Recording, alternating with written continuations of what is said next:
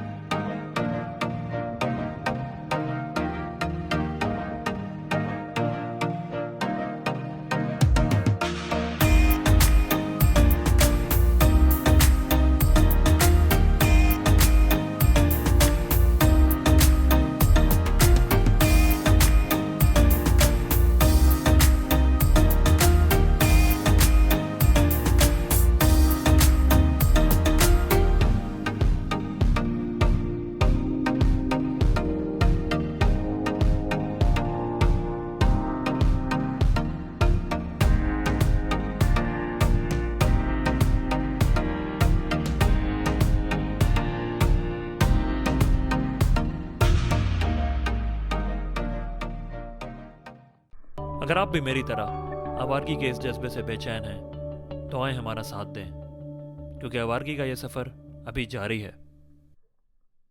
मिलते हैं ब्रेक के बाद।